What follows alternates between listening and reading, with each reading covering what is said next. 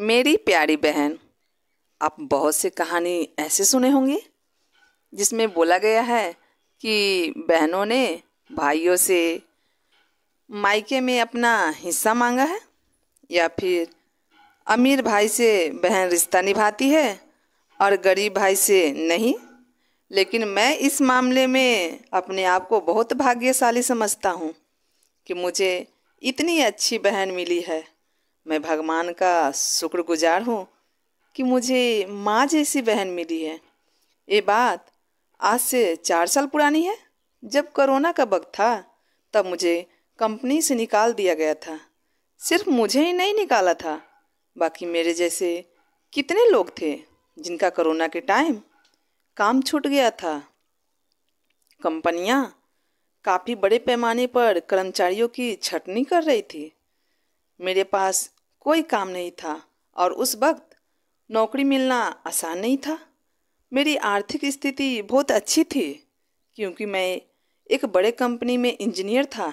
एकाएक नौकरी चली गई तो मैंने इतना टेंशन नहीं लिया क्योंकि भगवान की दया से मैंने अच्छी खासी सेविंग कर रखी थी और मुझे लगा था जब तक दूसरी नौकरी मिलेगी आराम से मेरा काम चलता रहेगा। लेकिन मैंने कभी सपने में भी नहीं सोचा था कि लॉकडाउन इतने लंबे वक्त तक खींचा जाएगा और कंपनियां इतने घाटे में चली जाएगी कि नौकरी मिलना आसान नहीं होगा। मैंने कई कंपनी में ट्राई किया लेकिन कहीं भी नौकरी नहीं मिल रही थी क्योंकि उस टाइम जान पहचान के कंपनियां वाले अपने कर्मचारी को निकाल रहे थे और अनजाने को कौन जॉब दे। मेरा बेटा शहर के बहुत बड़े स्कूल में पढ़ता था जहाँ पर एक मोटी रकम फीस के रूप में ली जाती थी। करीब 7 से 8 महीने तक मैंने उसकी फीस नहीं भरी क्योंकि फीस की रकम बहुत ज़्यादा थी और मेरी कोई सैलरी नहीं आ रही थी। मुझे लगा अगर मैं इसी तरह से फीस भरता रहा तो फिर घर में परेशानियां और बढ़ जाएगी और कहीं खाने पीने की दिक्कत ना हो जाए। क्योंकि लगातार कोशिश करने के बाद भी मुझे जॉब नहीं मिल रही थी। करीबन लॉकडाउन का 1 साल बीत चुका था। मेरे बैंक में रखे सारे पैसे ख़त्म होने के कगार पर आ चुके थे, लेकिन मेरी नौकरी नहीं लगी थी। कुछ पैसे मैंने शेयर मार्केट में भी लगाए रखे थे, लेकिन उस वक्त वह पैसा भी कोविड की वजह से शेयर मार्केट काफ़ी डाउन हो गया था।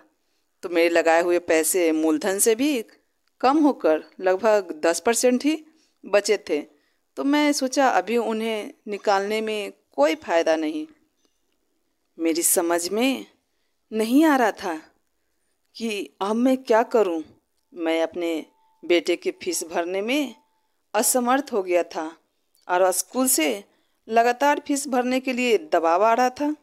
स्कूल वालों ने मेरे बेटे को ऑनलाइन क्लास के ग्रुप से हटा दिया और मेरा बेटा बहुत बेइज्जती महसूस कर रहा था, लेकिन वह मेरी मजबूरी समझ रहा था।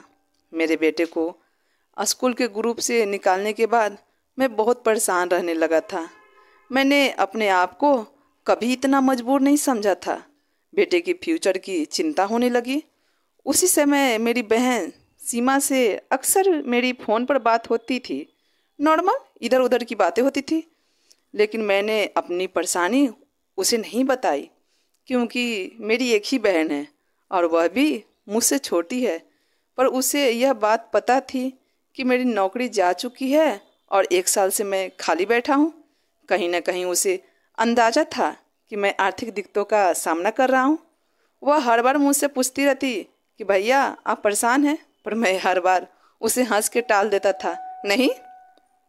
एक दिन मेरी बहन ने फ़ोन किया और मेरे बेटे आर्यन की खेलने की आवाज़ आ रही थी। तो बहन ने बोला, भैया आर्यन ऑनलाइन क्लासेस नहीं कर रहा है क्या? इस वक्त तो क्लासेस चलती है। मैंने बात को घुमा दिया और बोला, हाँ वो थोड़ा नेटवर्क का प्रॉब्लम है। दूसरे दिन मैंने देखा कि मेरे बच्चे को ऑनलाइन क्लास के ग्रुप में दोबारा जोड़ दिया गया है और वह क्लास कर रहा है। मुझे कुछ समझ में नहीं आ रहा था। मुझे लगा कि शायद और गार्जियंस ने भी फीस नहीं भरी होगी, इसलिए कुछ वक्त और दिया गया होगा फीस भरने के लिए। मैंने सोचा आर्यन को दोबारा क्लास में जोड़ दिया गया है तो क्यों ना उसके स्कूल के टीचर को धन्यवाद किया जाए। मैंने स्कूल में फ़ोन करके पहले उसके फीस के बारे में पता किया कि अब तक कि मुझे कितनी फ़ीस जमा करनी है, लेकिन मैं हैरान हो गया। वहाँ से जवाब मिला, यह आपके बच्चे की 6 महीने की फ़ीस करीबन 1.5 लाख रुपए बाकी थे जो कल ही जमा कर दिए गए हैं। जैसा कि मैंने बताया, मेरा बेटा एक बहुत बड़े स्कूल में पढ़ता था और उसकी मंथली फ़ीस 25,000 थी। मुझे समझ में नहीं आ रहा था यह सब कैसे हुआ। मैंने उनसे पूछा, फ़ीस किसने जमा कराया है? तो उन्होंने बोला, ऑनलाइन ट्रांजैक्शन हुआ है, किसी सीमा नाम की महिला ने किया है। सीमा मेरी बहन का नाम था। मैं हैरान हो गया और मैंने तुरंत अपनी बहन को फ़ोन लगाया और उससे पूछा कि तुमने मेरे बेटे की फ़ीस जमा की है क्या? उसने बोला, हाँ की है। क्या तुम्हारा बेटा मेरा कुछ नहीं लगता? फिर मैंने उससे पूछा, तुम्हें उसकी डिटेल्स कैसे पता चली? सीमा ने बोला कि उसने फ़ोन करके मेरे बेटे से उसके स्कूल की फ़ीस भरने की डिटेल्स ली थी। मैंने बोला, लेकिन तुमने ऐसा क्यों किया? तो मेरी बहन ने बोला, क्या भाई इतना पराया कर दिया? मुझे आपने तो अपना दर्द बताया नहीं, लेकिन मुझे अंदाज़ा हो गया था क्योंकि आप काफ़ी वक्त से बेरोज़गार हैं और बच्चे की फ़ीस बड़े स्कूल में कितनी ज़्यादा जाती है मुझे बहुत अच्छे से पता है। भगवान की दया से मेरे साथ कोई दिक्कत नहीं थी क्योंकि हम दोनों पति पत्नी सरकारी नौकरी में हैं और हमारी तनख्वाह आ रही थी, लेकिन आपने मुझे पराया कर दिया भैया। आप इतनी परेशानी में थे और मुझे बताया भी नहीं। भैया मैं आपकी बहन हूँ, आपकी परेशानियों में आगे नहीं आऊँगी, ऐसा कैसे हो सकता है? क्या अगर कभी मेरे ऊपर कोई मुसीबत पड़ती तो आप और भाभी मेरे साथ खड़े नहीं रहते? मैंने बोला, ऐसा सोचना भी मत, मैं हर कदम पर हर पल तेरे साथ हूँ।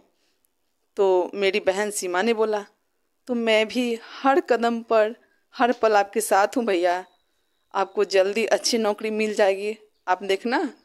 मैं सीमा से बात कर ही रहा था कि मेरे फ़ोन पे किसी नंबर से कॉल आ रहे थे। मैंने उससे बोला, सीमा ज़रा रुक, किसी का फ़ोन आ रहा है। और जब वह फ़ोन उठाया तो वह उसी नई कंपनी से फ़ोन था जहां मैंने इंटरव्यू दिया था। मेरा सिलेक्शन हो गया था।